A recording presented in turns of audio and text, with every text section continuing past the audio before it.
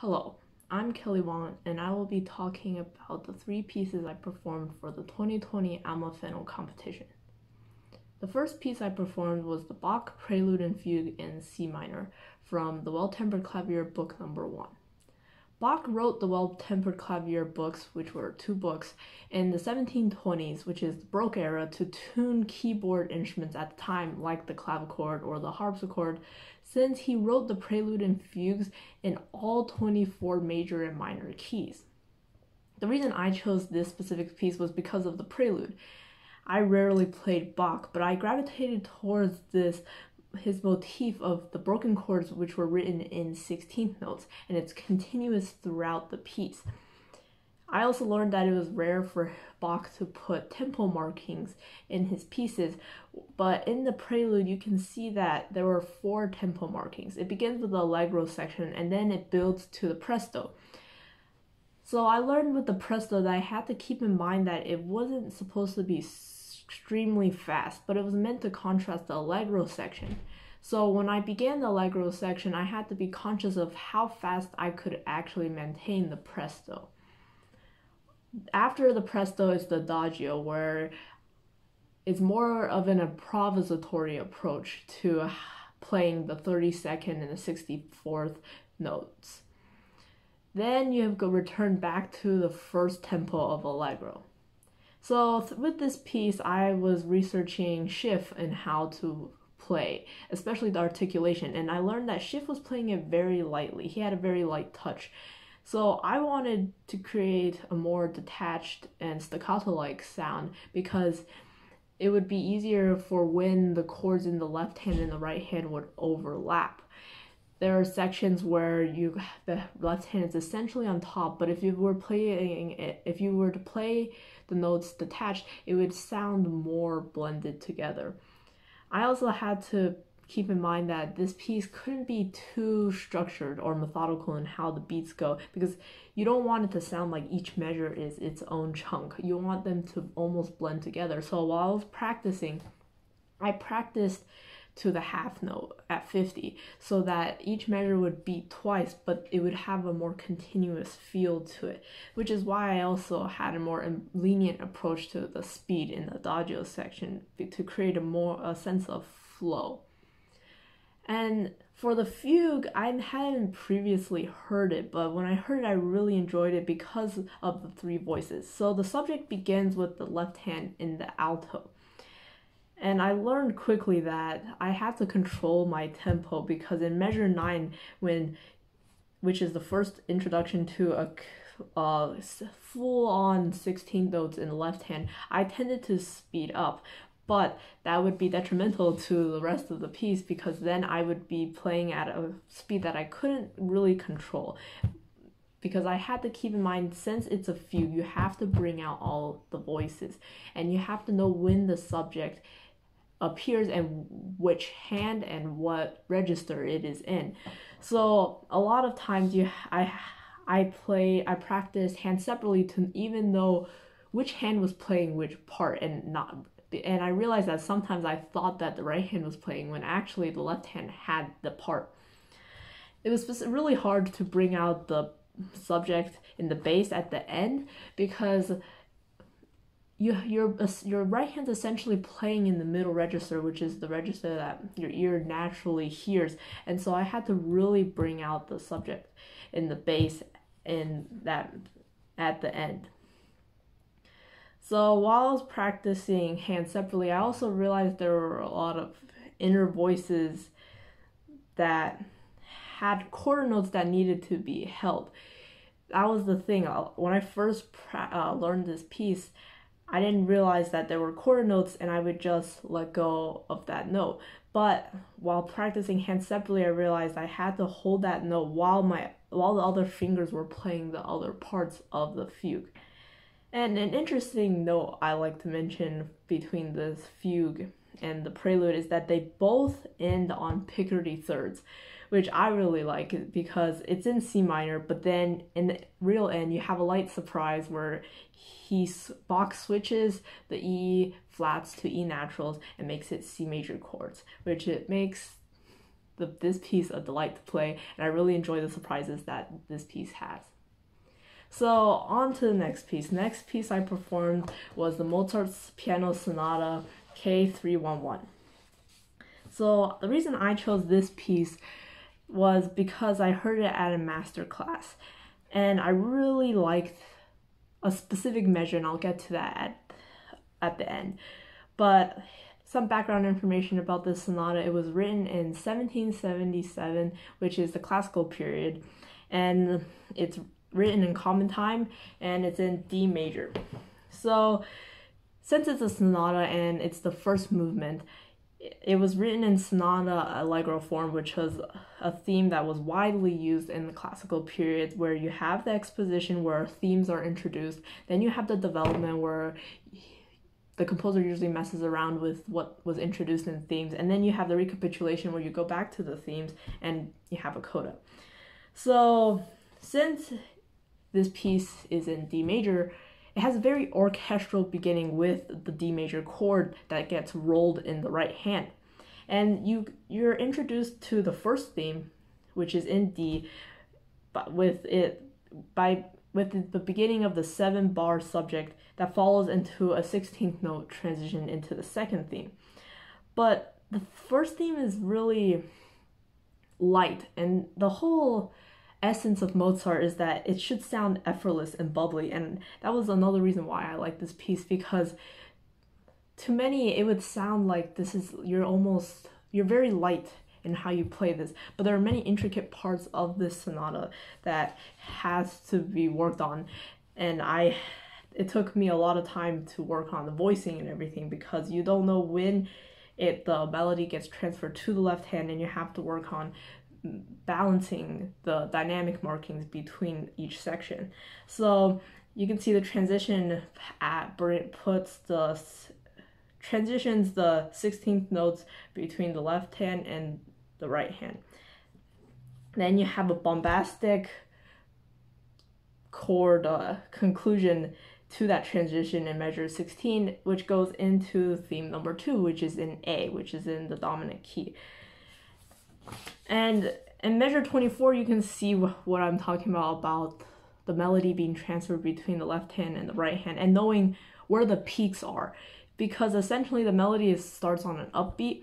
Your peak is actually the second note you play when your hand crosses over.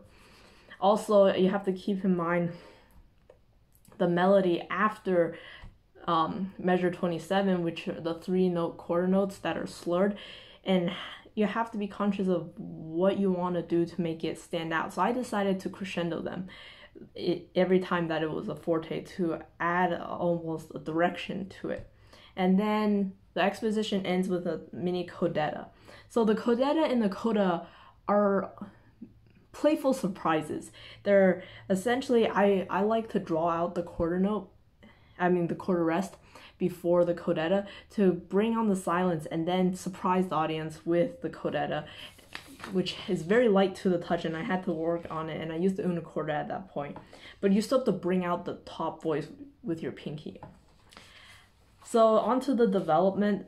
There's tension in measure 56 to 57. You can see there are major chords, and I crescendo that part because to add character, but it transitions between B minor to G major, and it plays with the theme again, but then there's a full-on 16th note passage on measure 66, where the right hand is almost for show, but it doesn't hold the voices that you want to bring out. So this was the part where I had to bring out the left hand more, and I practiced this section hand separately a lot and in different articulations to make sure that it was very clear.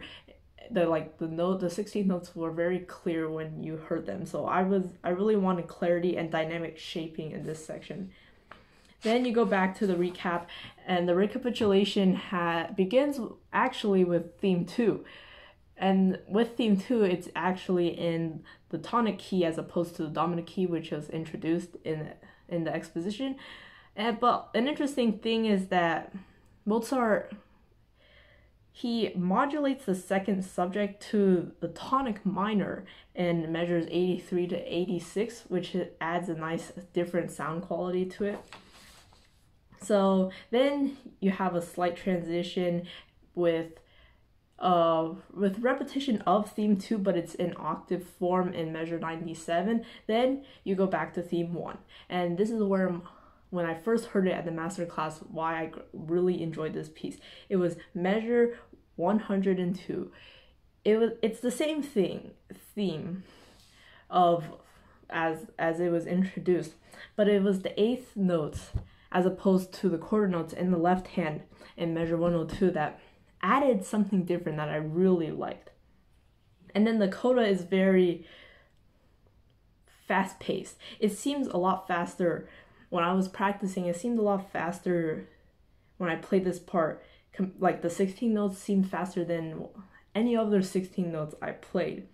So this was part I really had to do a lot of slow practice on to make sure all the notes were clean and they were together. And then you have the coda again, the surprise coda, which I really enjoy. And I really like how the chord leads up to the coda. So when I was practicing this, I had to research how I should do the trills that matched Mozart's time. But essentially this piece, it was a really nice addition to my repertoire list because I really liked the lightheartedness, but also the intricacies that it presented when I performed this. So the final piece I performed was the Rondo Capriccioso by Mendelssohn. This has been dated to 1824, so when Mendelssohn was only 15, as an etude, but it was revised in 1830, which is the Romantic period.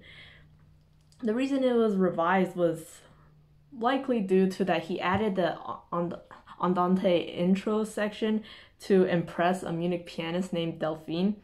So it's probably a love interest, but I chose this piece to relearn. So in early 2018, I performed this piece, but I wasn't particularly happy with how I performed it. So I asked my teacher if I could relearn this piece again, and I wanted to be more proficient in how I performed this piece because I really enjoyed it, but I was not satisfied with how I performed it.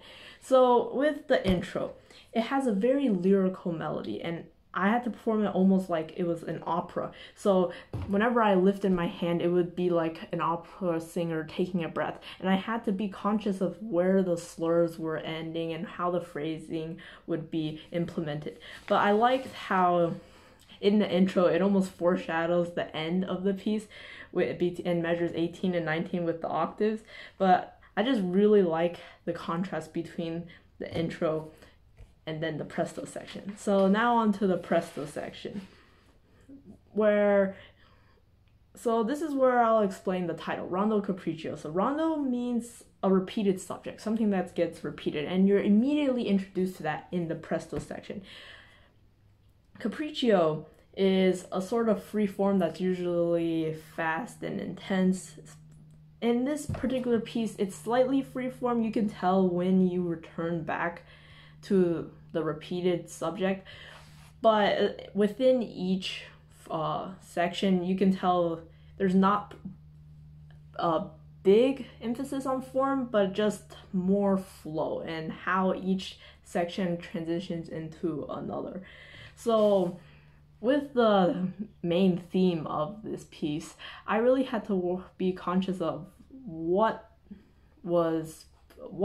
the slurs occurred and what I should add staccato to. So it would become more of a vibrant piece as opposed to just having each phrase end with a full-on quarter note. I wanted to have like a vibrant jump to it, which is like in measure 30, you can see that's the end of one of the phrasing, but it ends with a staccato, so it almost ends with like a brief moment of silence.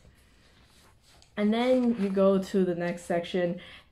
I had one of the hardest times with measures 82 to measures 90 with bringing out the left hand, but also making sure that the right hand was very light in what it was doing. And I also had to be conscious of where the sforzandos were because it seemed intentional where they were, so I wanted to be able to emphasize that.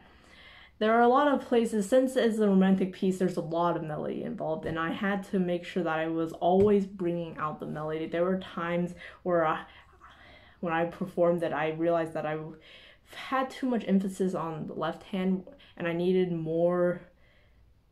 to emphasize the right hand a lot more, and the melody is really nice to listen to, so that was something I had to be conscious of. And then you return to a modified version of the repeated section and measures 115.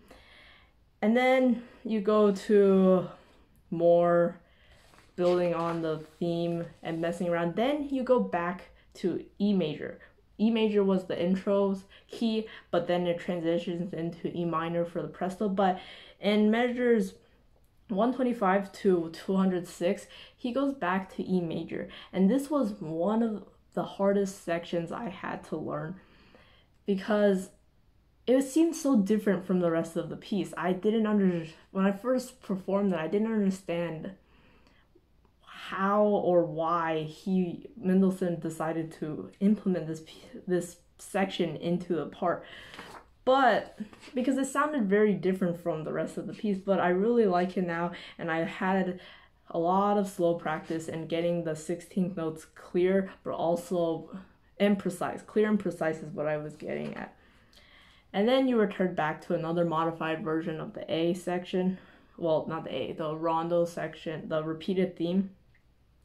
And I could have performed this better in my performance in measures 212, but this was also a pretty hard part because you're playing broken arpeggios and they're also staccato, but it's so fast paced. I didn't know if I was ever in control of the tempo at that point, but it leads up to a very bombastic finale where you have the alternating double octaves in both hands, and that was something I also had to work on a lot, and knowing how, if I were able to get up to that speed and also be able to play the correct notes at the right time.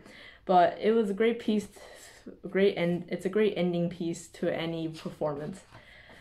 One of the most surprising things about this piece is that the rondo begins with pianissimo, and I always find it really hard to play pianissimo, and I know you're supposed to bring out the melody and everything, but I just always found it surprising to have it begin with pianissimo, even though this is the most important part, the thing that will be repeated throughout the piece. But